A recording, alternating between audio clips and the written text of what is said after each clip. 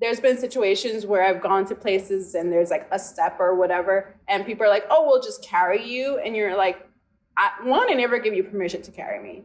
Two, no.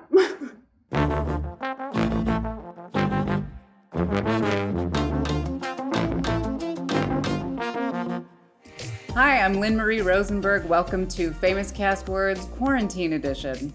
We're bringing you today's episode from my home here in Brooklyn, New York, and I am joined by the magic of teleconferencing by actor, model, and activist Jillian Mercado. You might know Jillian from her modeling campaigns with Diesel, Nordstrom, Target, Glamour, and Cosmopolitan, to name just a few, as well as for Beyoncé's Formation campaign. Or you might know her from her recurring role as Maribel on the L Word Generation Q. You might not know her as the National Dance Institute's first graduate with a visible disability at the age of 13. Hi, Jillian. Hi. I'm so happy to have you here today. Thank you for having me. Such a great introduction there. Oh, I'm so glad. So welcome to quarantine. How has your quarantine been? How has this bizarre, strange year that we're in been for you?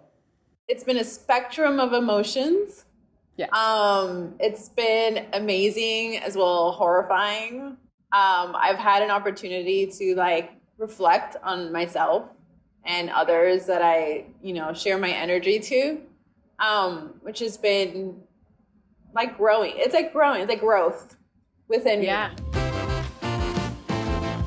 I'd love if you could tell us a little bit about how you got started in the entertainment industry in general, essentially from not behind the scenes, but in the design world, and how you've now wound up a very much public figure at this point. My goal, what I thought my goal or career path was becoming an editor for a magazine, because essentially my thought process was to hire or to profile people who looked like myself, people who had disabilities in magazines where I saw that the representation was little to none. So I loved fashion. I loved fashion since the beginning of time, or my existence for that matter.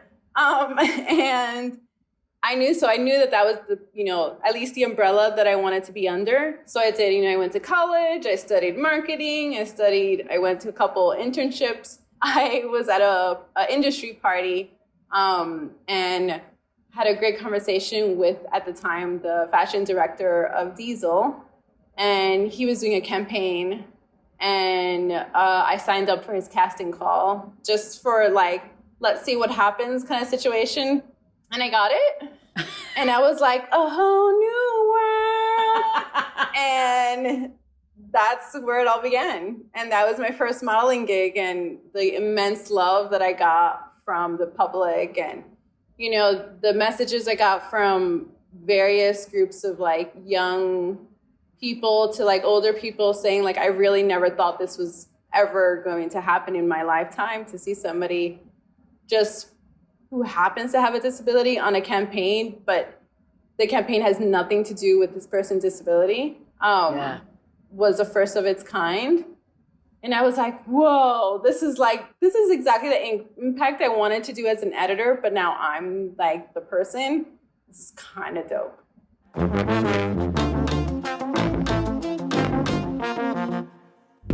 Because I have nothing to do with the modeling world, I am curious, do you go to go-sees or to auditions that are specifically looking for representation of disability, or do you go to a more general pool of auditions?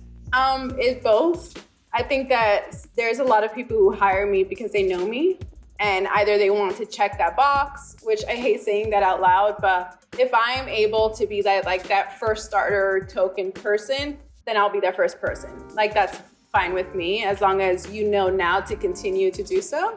But there's also I have really open communication with my team, and I like stirring the pot, as you probably can tell.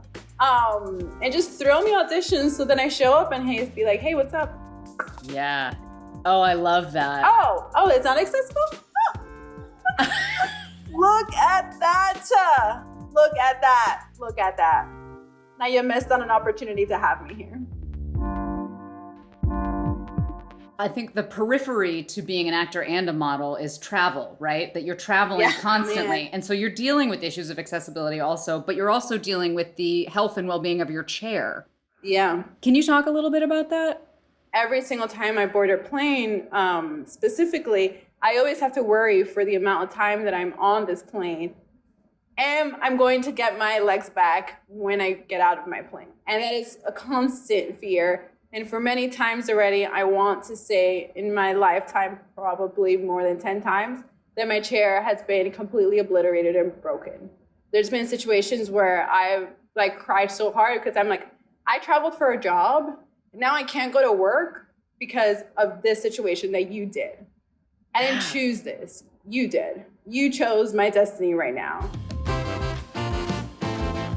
I started following your career in 2017, 2018, because I was mentoring a young woman who has muscular dystrophy, and you have muscular dystrophy as well. And she's this wonderful writer. She's this hilarious performer, and she was doing such great work. And I wanted to find for her people that she could see doing work professionally in the industry. And as you said, there was just no representation. And then I came across your Twitter feed and your Instagram, and I was like, oh my God, I found the jackpot. Yay. Because she's also Latina and she's also Black. And I was just like, I have this person for you. But it was, the fact that I'm excited because I found one person is the problem, right? Yeah. When people ask me, oh, how does it feel like to be one of the first to get to where I am? And I'm like, it feels great, but it also doesn't feel great because I'm 100% sure that people before me who have tried to get to the level that I am at currently at the moment didn't get here, not because they couldn't, but because you didn't want them to be, So celebrating me really is just saying that you weren't looking when it was presented to you before it wasn't cool. And now that it's cool, you're on the train. Right. Yeah. And I think something to talk about specifically in regards to television and film representation with disability in terms of this conversation is that you also have 95% of disabled roles being played by non-disabled bodies. I wonder if you have thoughts about that. I'm internalizing screaming right now. Back in the day, white people used to do blackface in theater, and that was considered okay. Yep. Try somebody do that now. Right. Try someone do that now. They would be extremely ridiculed. They'll be canceled. It's the same. It's how I view it for a disability, where you're not allowing somebody's narrative or story being told. You're assuming somebody's narrative that we don't even relate to, that we've never signed off on. Even if there's a consultant or they like to say, oh, we had a focus group or whatever, and that's no. You're removing a job from someone who wanted and should have been there, Yeah. And if you can't find someone, then don't do it. I'm sorry. It's as easy as that. Don't do it. Because if it's not done by us, then it shouldn't be there at all. You're taking what is already a problematically small pool of roles and taking it away from the actors trying just to get work and then giving them Oscars for doing it. That's the worst part is that every single movie that's come out that has the focus on disability or somebody who has a disability has always won, and I quote, the Inspiration Porn Award. Absolutely. It really hurts our community. It hurt me when I was younger, seeing that on television and being like, but that's not how I see myself at all. I don't know why they're so sad. I don't know why, we need to be saved or healed or cured.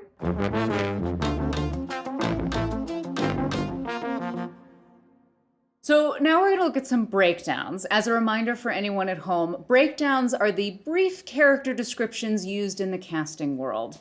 Jillian, as you have now expanded into the world of acting, I'm here to prepare you for some of the things you might start to see in all of these breakdowns. So I'm going to send you some language in the chat that has come from breakdowns, if you would be so kind as to read it for us. I'm ready. The actor prepares. Okay. Where you are a woman, Latina, and a wheelchair user, I thought we'd look at the colorful language that is out there for each of those demographics. As a Latina, content makers will talk about you less like a human and more like the menu at a 4th of July party. Spicy, fiery, salty, firecracker. Firecracker. You're a human being and you're a firecracker. And as a woman, you can expect to play a major role in any story.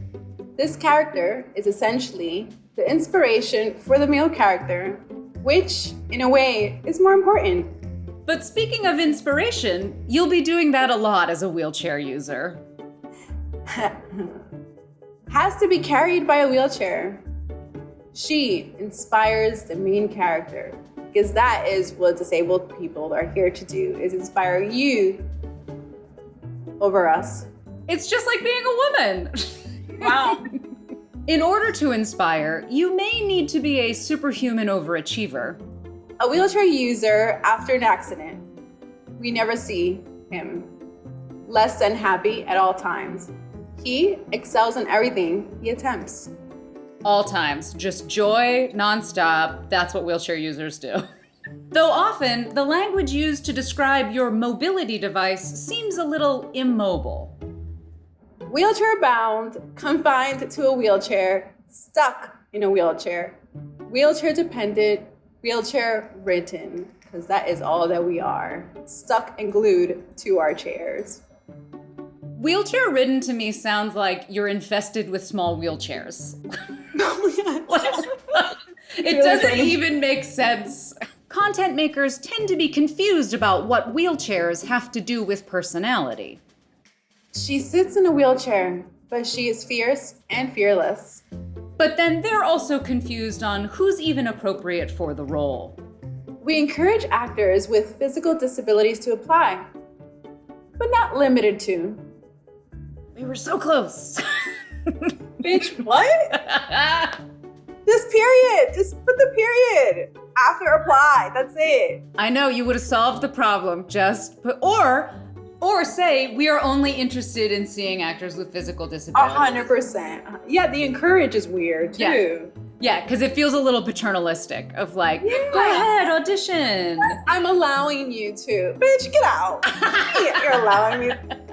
And lastly, don't be surprised if you find yourself indeterminately tokenized. Disabled. Looking for kids who use wheelchairs, walkers, missing limbs, Down syndrome, etc. Nothing says inclusive advocacy like etc. Etc. To just throw in that etc. just is such a screw you. I mean, it's just a like, yeah, we need someone to fill this box, and that's how we're gonna cast whatever. Also, this walkers. That means that you what? Right. Help me, Lord. Oh my God! Wow! We have a lot of work to do. We have so much work to do. Whew. Yeah. It's interesting. You're one of the first people I've had on the show that doesn't read breakdowns on a regular basis. That, you know, that breakdowns are not part of the modeling world necessarily in the same way that they're part of the acting world. And to see your visceral reaction to this language, I think is really important, that people understand these words cause pain. The way we talk about humans can be actually painful to people. And that it's so important as an industry that we change the harm that we're causing.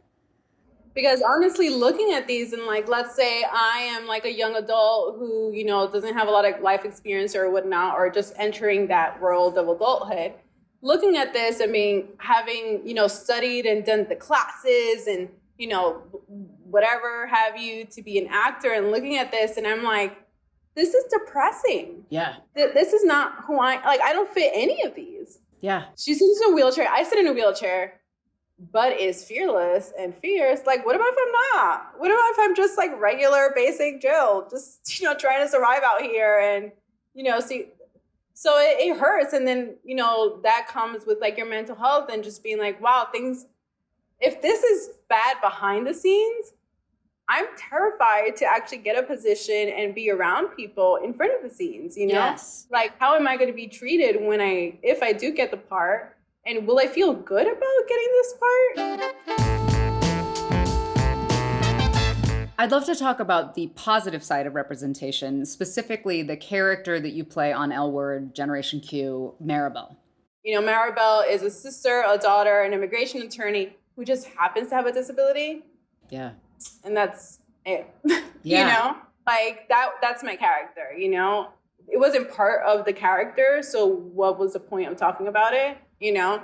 Interesting enough, my character, although before getting on screen, they were specifically looking for someone who had a visible disability and who was Latin. Interesting. Which was nice. Yeah. Yeah, because again, it just doesn't happen where I see somebody on a movie or a television show that just happens to have a disability, and throughout the whole thing you never know why, you never know what happened, which also gives the privacy of the person not needing to talk about it, you know? Yeah. And there's, you know, unfortunately, there's a lot of ignorance when it comes to talking about disability to somebody who has a disability, just because, unfortunately, in the media, it's always seen as it's okay to just go up to someone and say, hey, what happened? Yeah. And I'm just like, what do you mean what happened? What are you talking about? What happened? What happened? What did happen? Like, what happened? Is there like an accident? Like, what did happen? Like, now I'm like, nowadays I'm a little bit more sarcastic if I get the question, but I do know what they're saying, just to prove a point. Yeah. Oh, 100%. But I think, again, it's not the person's fault for asking. I think it's because what they see, that it's on the media that is appropriate, apparently. I know you. What's wrong? I'm just scared. Of what? I'm just scared that she's gonna keep making decisions without me. Let it go, mija. Yeah, so what? You're gonna have a big, fun wedding like a rich people. Yes. Oh, God. You'll figure it out after the wedding. Yes. Or if things don't get better, you can always get divorced. My assumption is that as far as the inclusion of their set goes, that you were well taken care of and that there was accessibility dealt with. And I just wonder if you could talk a little bit about the accessibility on set. I've been so blessed and privileged and grateful in all those words that I didn't have to do any intense, like, sit down with them and say, hey, by the way, my chair is really heavy. It weighs, the one that I have particularly right now weighs, if I'm not mistaken, 420 pounds, which is about a fridge-ish. Right. Like a good fridge, like the ones with the ice, you know? Like that kind of fridge. With like a filter in it. Yeah, it's fancy. Like, you know, yes, honey, that kind of fridge. Yeah. And there's been situations where I've gone to places and there's like a step or whatever, and people are like, oh, we'll just carry you. And you're like, one, I never give you permission to carry me. Right. Two, no. There's a location in this show, without giving the magic of illusion, that is not where it says it is. It's actually a studio built place. So you have to go upstairs to get into this particular place. And I had a scene in this place, and I was just like, I'm looking at it and I'm like, okay, now we're gonna have this conversation. We're gonna have this conversation today. This is my first day on set, and we're gonna have. Oh, it was your first day. Oh, God. And I was like, how do we do this, Jillian? Because unfortunately, the mindset of somebody who has a physical disability, for that matter, is one of being always a teacher, but also feeling like if you do speak up, you'll be removed or disowned or feel like a burden just because you want to enjoy whatever you want to enjoy. So I looked at it, and I kid you not, like for 5 minutes, I was just staring at this like 3-foot level. And I'm just like, okay, Jenny, you got this. I'm like, you got this, girl, you got this. I'm like propping myself up. Kid you not, for 5 minutes, that was me. And then after those 5 minutes, this guy who builds these like studios and stuff came up to me. He's like, Jillian, do you have a second? And I'm like, yeah, sure. And he's like, will you come with me? And I'm like, yeah, sure. Where are we going? And he was like, oh, I just want to like, I'll show you around this, you know, this little thing we have here. And I was like, okay. So I go with it. I could cry. They were building a ramp. They built a ramp. And I was just like, And I was like, oh, okay, thank you. Thanks for letting me know where this is. And in my mind, I was like, oh my God, it's a fiesta. Mariachi band was out. We were having all of it. We were having the foods, everything in my mind. That was a party in my mind. But again, this should not happen. Right. I should not be that excited. I should not be that prepared and paranoid that there is an accessibility, knowing beforehand that I was going to be there. Jillian, thank you so much for joining me today. It is such a pleasure to talk to you. As you know, I have followed your career for many, many years, and to have you on my computer screen is just a total joy. Thank you so much for having me. This was so fun, and I hope that this is educational for a few who are watching, and I hope this was funny and pure joy. I'm just a jack of all trades, and we're best friends at this point. Clearly BFF forever. Forever. Thank you at home so much for watching. Take care of each other and be professional.